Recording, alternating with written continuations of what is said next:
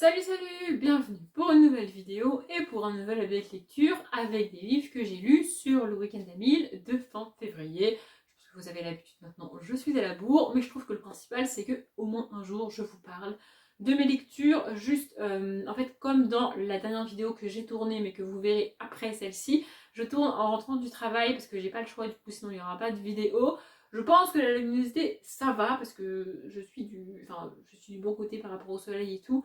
Mais voilà, si c'est un peu moins bien que d'habitude, j'en suis désolée, je n'ai pas le choix, je ne peux rien y faire, je ne maîtrise pas le soleil, malheureusement. Bref, du coup on y va. D'ailleurs, vous allez voir, on va commencer avec un petit coup de gueule parce que ce livre m'a vraiment agacée.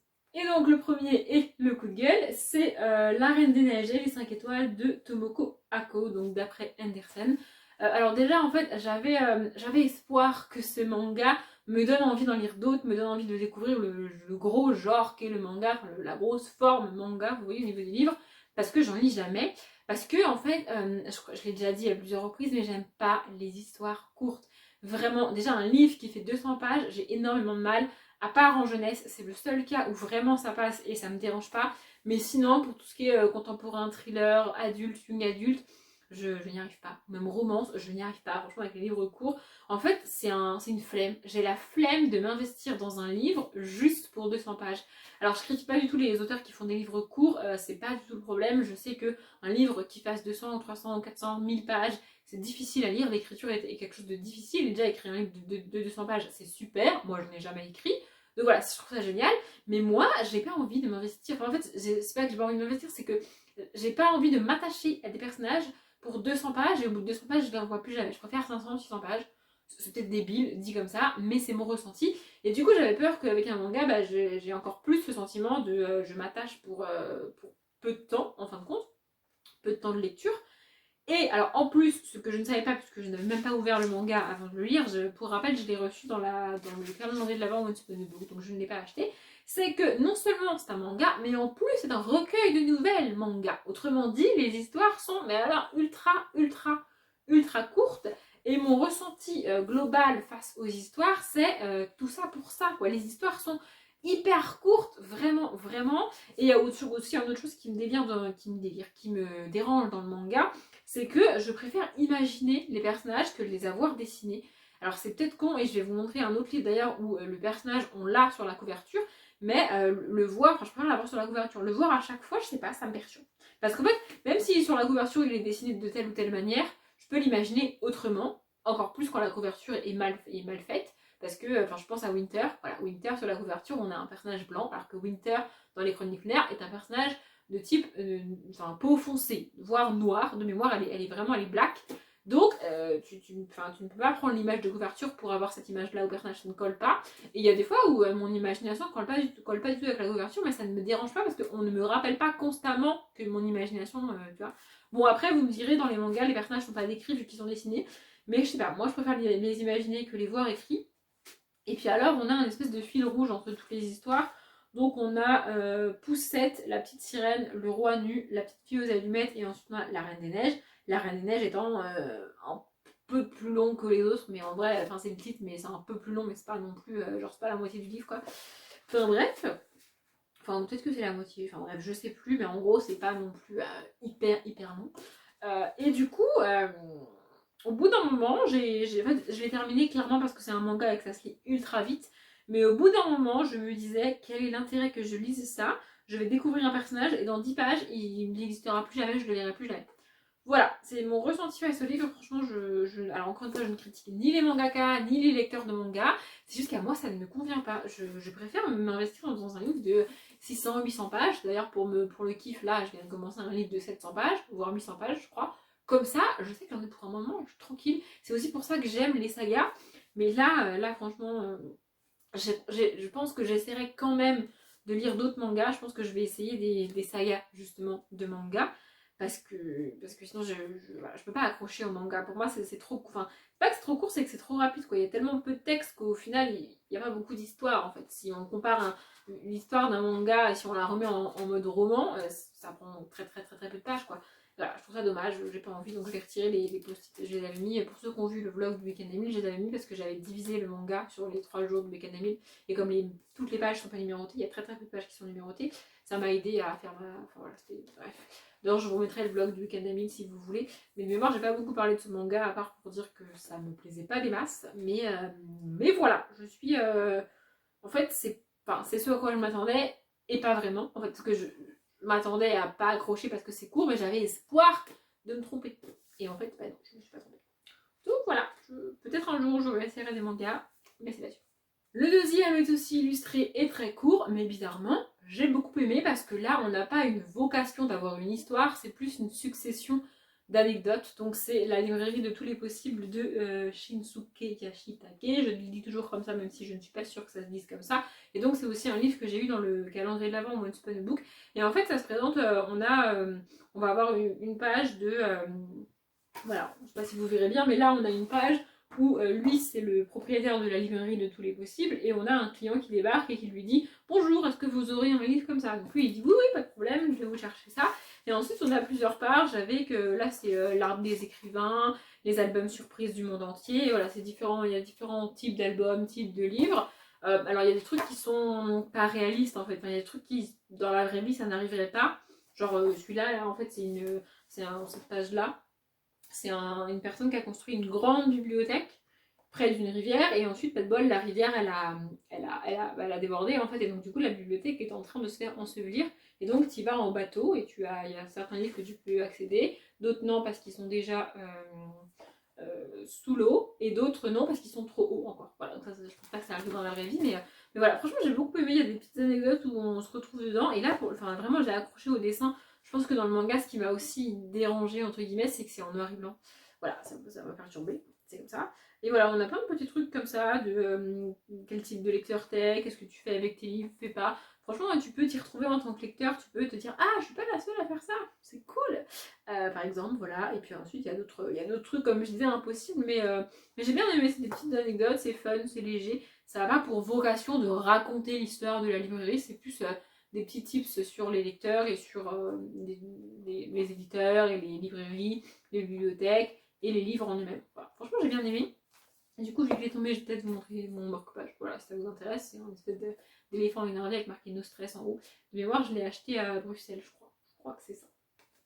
Bref, voilà. Donc, j'ai bien aimé. Franchement, pour un week-end à 1000, c'était parfait parce que du coup, ça m'a fait des pages faciles et ça, c'était cool. Voilà, je pense que c'est le genre de livre que je pourrais racheter, que je pourrais lire de temps en temps comme ça pour avoir un petit truc léger et fun, mais je sais que c'est pas une histoire en fait, alors que dans le manga, c'est une histoire quand même. Enfin bref, celui-là je l'ai aimé, le manga j'ai pas aimé. Voilà, c'est tout. Si ça va vous perturber, alors je vous le dis, comme ça devenait un petit peu trop sombre, je trouve, j'ai allumé. Donc peut-être que ça a changé quelque chose, peut-être c'est mieux, je suis pas sûre, je sais pas trop. Bref, si ça a changé quelque chose, parce que j'ai allumé la lumière. Voilà, c'est tout. Ensuite, donc toujours sur le Economy, j'ai lu Orphea Fabula et le Cristal d'Osiris, et là je crois que je vous l'ai dit, j'ai pas du tout accroché et je ne lirai pas la suite. Donc on va suivre Orphea qui a 12 ans et qui est espionne, et donc au début du livre, elle est envoyée en Égypte, mais au temps des pharaons, donc elle remonte le temps. Et voilà, là le Cristal d'Osiris est récupéré, enfin c'est dans le titre, tu vois. Et voilà, ça, on va la suivre là-dedans, dans sa mission et tout. Et alors en fait, j'ai pas accroché au personnage parce que c'est le genre de personnage qui passe son temps à critiquer tout et tout le monde par rapport à son expérience à elle. Alors déjà, elle a 12 ans, donc j'avais envie de lui dire meuf, voilà. Et en plus, perso, son avis, je m'en fiche, quoi. Enfin, elle critique les manières dont sont construites les pyramides, tout cette espèce de trop-plein de décoration avec les sphinx, les pyramides, les statues, les sculptures, les trucs et tout.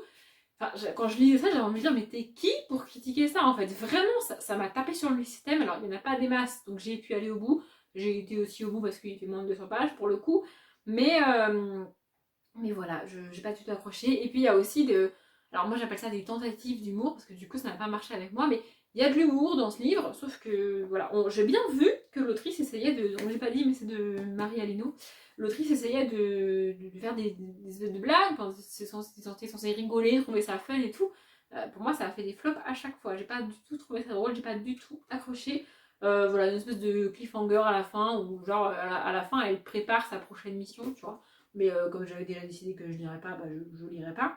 Et là, alors certes, on est sur un livre illustré en noir et blanc toujours, enfin par rapport au manga, on est sur un livre très court, mais comme c'est de la jeunesse, ça a vocation d'être quand même rythmé et quand même plein d'action. C'est pas parce que c'est court qu'il se passe rien, et en plus c'est une saga. Donc voilà, vous avez remarqué que j'essaye de me justifier parce que en fait, je voudrais vraiment pas que les gens qui lisent des mangas le prennent mal. Hein. J'ai rien contre vous, vraiment, c'est juste que j'arrange pas. Bref. Donc, à ce sujet non plus, j'ai pas accroché, hein, soit dit en passant. En plus, je l'avais dit, elle a les cheveux roses et elle fait genre, elle se cache dans le noir. Enfin, bref.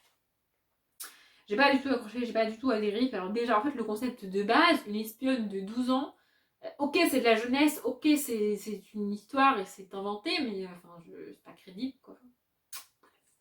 Voilà, je n'ai pas accroché, j'ai été au bout. Ça se lit quand même très bien, c'est assez fun, même si j'ai pas totalement adhéré à l'humour et à ce qui est mis en place dedans. Mais je ne lirai pas la suite. Hein. Du coup, j'avais quand même une musique, donc j'ai écouté It Goes Like This de Thomas Rhett. D'ailleurs, je sais pas, j'ai jamais eu la question, et si jamais vous demandez, les musiques sont aussi en barre d'infos. Voilà, si jamais vous voulez découvrir de nouvelles musiques que vous connaissez pas, le lien de chaque musique est en barre d'infos à chaque fois que j'en cite une dans la vidéo. Enfin, normalement, voilà.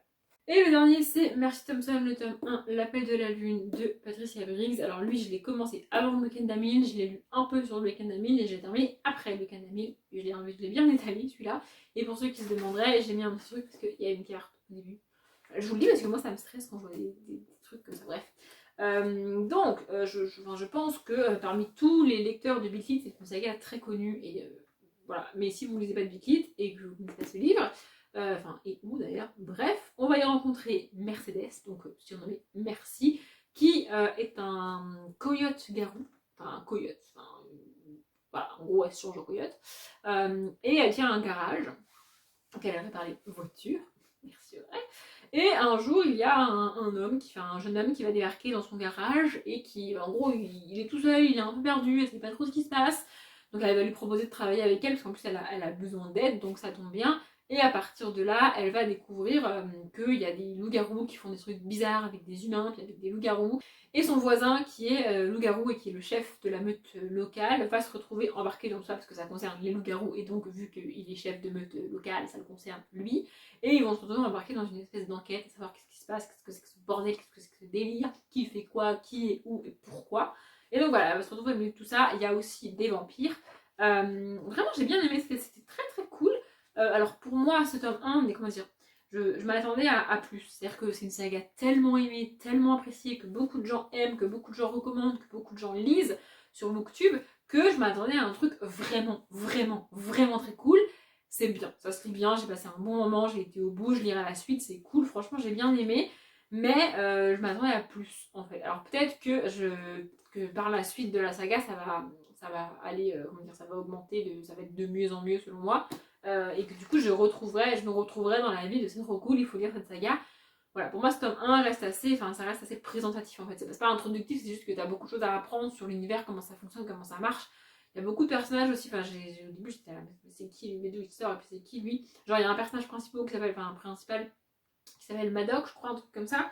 J'ai capté vers la fin du livre, que c'était pas juste un personnage cité, mais qu'il était présent dans le livre, que j'avais juste pas associé le prénom avec le titre. Oui, alors j'ai mis un peu de temps. Mais franchement, ça se lit bien, c'était très cool et j'ai beaucoup aimé. Et comme je l'avais dit pour les vampires de Chicago, pour moi, la première étape quand je commence une nouvelle saga de Big Hit, c'est que l'héroïne ne me fasse pas trop penser à Sarah Hamilton. Et là, c'est le cas, puisqu'on n'est pas du tout dans le même délire. Déjà, on est avec des. Enfin, elle est pas du tout loup-garou ni vampire, elle est coyote, donc c'est un truc très nouveau. Enfin, j'avais jamais vu ça en littérature. Enfin, oui, mais pas le personnage principal, quoi. Enfin, je m'attendais à ce qu'elle soit loup-garou, enfin, loup-garou. Mais c'est pas le cas. Et franchement, j'ai bien aimé. Vraiment, pour moi, elle est dans le même genre que Charlie, pour ceux qui connaissent. Donc, Charlie Davidson, écrit par Darren Jones, toujours. Mais enfin, l'univers est vraiment bien construit, est vraiment différent. Et ça m'a pas constamment rappelé Charlie. J'ai pas eu constamment cette comparaison entre Charlie et Merci, du coup. Et vraiment, c'est cool pour moi parce que sinon, je passe mon temps à comparer les deux. Et en général, elles ne tiennent pas la comparaison. C'est-à-dire que Charlie est au-dessus pour moi. Et arrive au bout d'un moment, j'en ai marre de comparer un personnage que je trouve moins intéressant avec Charlie que je trouve cool. Enfin, que je trouve plus cool. Et du coup, ça coince au bout d'un moment. Je sais pas si vous voyez ce que je veux dire, mais au bout d'un moment, ça coince et j'en ai marre. Là, ça n'a pas été le cas. Je lirai la suite, c'est très très cool. J'ai vraiment passé un bon moment. J'ai mis un peu de temps à le lire, mais franchement, ça se lit bien. Et vraiment, c'est un livre bien construit, bien amené. T'es pas perdu, enfin un petit peu, mais pas trop, ça va. Par contre, le seul reproche que j'ai à faire, c'est que l'enquête traîne un peu en longueur. C'est-à-dire que c'est pas le genre d'enquête où petit à petit on va comprendre des choses, c'est petit à petit on va supposer des choses, et les suppositions s'entassent, et il n'y a qu'à la fin qu'on a vraiment la réponse globale. Il n'y a pas de ah bah ça j'ai compris, ça c'est sûr, ça c'est ok, du coup c'est ça. Non, il y a peut-être c'est ça, et du coup peut-être c'est ça. Voilà, c'est ça. C'est un peu un échelon comme ça. Et c'est au bout d'un moment, ça m'a un peu gonflé, mais j'étais quasiment à la fin, donc j'ai fini. Et à la fin, on a toutes les réponses, donc ça c'est cool. Voilà, je l'ai dit, je lirai la suite. Et j'ai hâte de lire la suite. Alors je pense pas que je lirai tout de suite, parce que j'ai d'autres sagas à avancer et à terminer. Surtout mes sagas à terminer en 2020. Ça serait bien que j'avance là-dedans. Mais c'est cool et je lirai la suite. Et j'ai écouté You Kissed Me First de Carly Pierce. J'arrive pas à me relire parce que j'ai très mal écrit. Du coup, avant qu'il fasse nuit, je termine la vidéo. J'espère qu'elle vous a plu. Comme d'habitude, n'hésitez pas à commenter, à me dire ce que vous pensez, ce que vous pensez pas. Même si vous n'êtes pas d'accord avec moi sur le manga, essayez de le dire gentiment, hein, on reste des êtres humains quand même. Par contre, si vous avez genre des titres de manga, des sagas de manga à me recommander, allez-y, n'hésitez pas. Parce que là, il n'y a pas grand chose qui va me pousser à lire d'autres mangas. Alors que en vrai, j'en ai envie, c'est juste que là, tout de suite, je suis un peu refroidie. Bref, je l'ai dit, je m'arrête là. J'espère que ça vous a plu. Comme d'habitude, je vous souhaite une bonne journée, un bon après-midi, un bon appétit ou une bonne nuit. Et je vous dis à bientôt.